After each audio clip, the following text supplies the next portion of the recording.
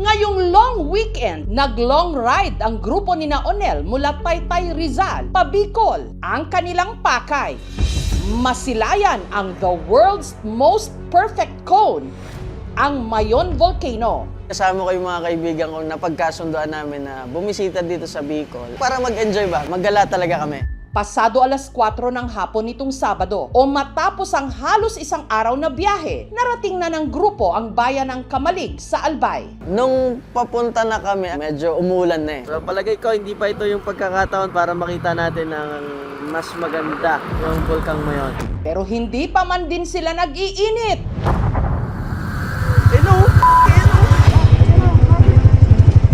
Naghuhumangos na silang makaalis. Yan o, yan o! Oh, ayan o!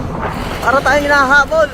Tinakasan kasi nila ang isang napakalaki at napakaitim na usok na parang lumalamon sa kalangitan. Ang sadya kasi nilang Bulkang Mayon biglang sumabog. Ang bilis baba ng usok. Hindi namin alam nung pagkakataon na yon, habang binabaybay namin yung kalsada, pumutok na pala yung Mayon. Tapos nakita na namin na natatabunan talaga siya ng makapal na usok.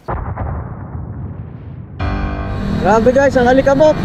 Wala nang makita! Zero visibility na! Kaya sina Onel at iba pang mga motorista na stranded. Nakaligtas naman kami ng buhay. Ramdam mo yung init, yung bawat bagsak ng asphalt sa katawan. Yung mga tao na nasa labas, halos natataranta na rin kasi hindi nila alam gagawin, saan sila magtatago para hindi matabunan.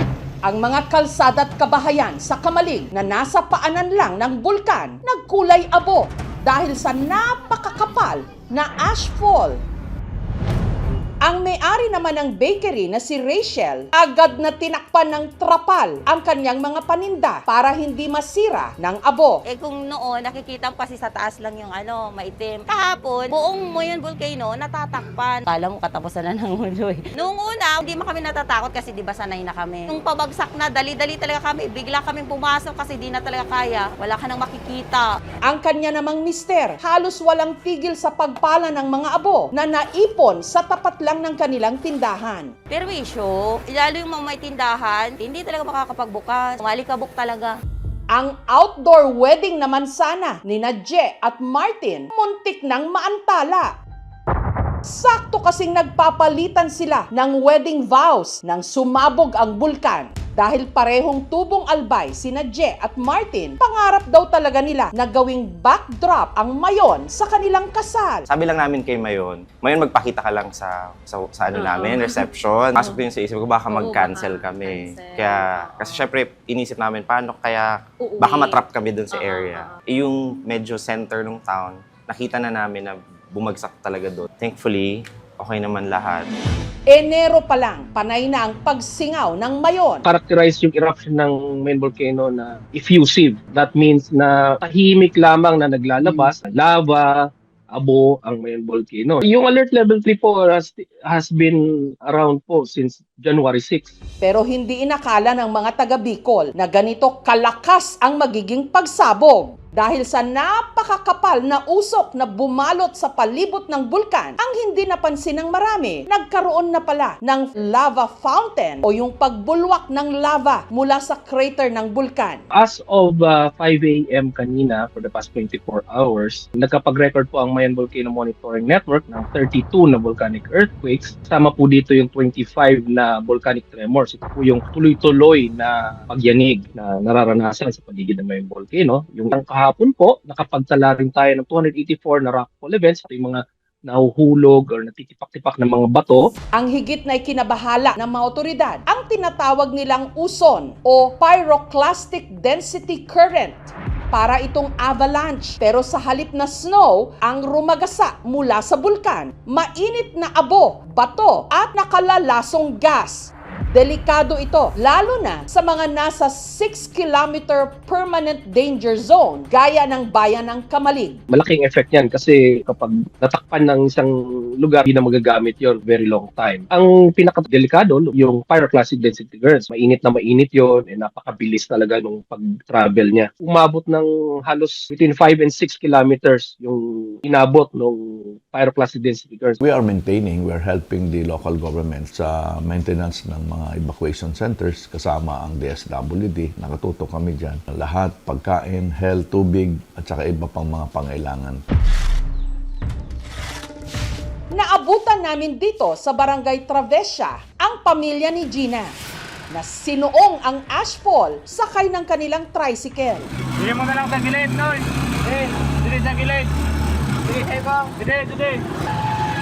Pauwi raw sila noon galing palengke. Biglang dumilim. Akala ko naman uulan lang. Tapos biglang bumagsak na yung abo talaga. Hindi na namin makita yung daan. Ang anak niyang si John Paul nahirapan sa pagmaneho ng motor, maliban kasi sa wala na siyang makita sa kalsada. Mainit at masakit pa raw sa balat ang abo. Ito tabi, ang Malpugon, nagabi. Galing sa Mayon, zero visibility, hindi na makita ang mga sasakyan. Ang daanan, grabe. Masakit sa mata, makati sa na balat. Nagkaroon nga po ako ng rashes. May mga maliliit na bato po ata yun na tumatama sa salamin ng tricycle. Grabe na talaga, super. At nung nakarating sila sa kanilang bahay, ang mag-anak balot na ng abo ang halos buong katawan. Puting-puti. Buti na lang kanina umulan, kanina madaling araw. Kaya yung abo dito sa taas, natanggal siya. Pero hindi lahat.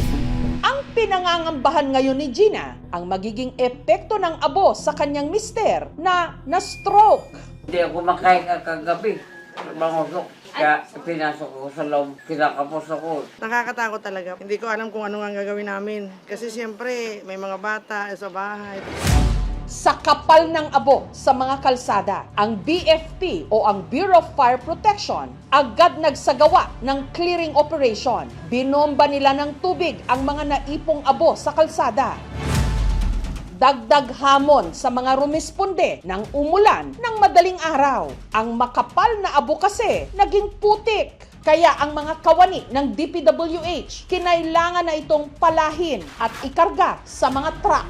Tinamaan talagang grabe. Yung Kamalig and Ginubatan. Grabing asphalt kahapon prompted us to divert yung ibang sasakyan pagkatapos ng asphalt na yon. Base report, about more than 6,000 household ang affected ng asphalt. Hazardous to, itong asphalt na to. Nananatili itong isa sa pinakaaktibong bulkan sa buong mundo. Nakakatakot pala. At sa pagsabog nito kahapon, may naitalapang lava dome effusion o pag-agos ng lava at bahagyang strombolian activity o katamtamang pagsabog. Si Lord naman hindi natutulog eh. Binagsakan niya ng tubig kanina ng 4 o'clock bali bumagsak yung ulan. Pero hindi siya gaano malakas. At least, hindi na maalikabok. Kasi kung hindi umulan, pag humangin yan, diretso na naman yan sa ilong. Right now po, nasa alert level 3 pa rin po ang Mayon Volcano. Huwag po talaga tayong papasok sa loob ng 6 km permanent danger zone. Lately, medyo nagiging complacent ang mga kababayan dahil tahimik lang kasing naglalabas ng lava ang Mayon Volcano kaya hindi siya masyadong pinapansin. Pero as recent events have shown, lubha talagang delikado yung pumasok sa loob ng 6 km permanent danger zone. Katamtamang pagsabog pa lang, pero napakalaking hirap na ang idinulot nito. Dahil sa patuloy na ashfall, libo-libong mga residente ang kinailangang ilikas. Expecting about 10,000 to 13,000 families. Malaki to. Talagang magkakapunuan ng evacuation centers nito. Pag nag-alert level 4 or nag-extend ng danger zone ang PBOX, maobliga tayo na ibaba natin yung mga ibang kababayan natin. Ang bulkan, parang tao lang. Minsang tahimik, payapa, pero nag-iipon lang pala ng galit. Nakakatakot pala.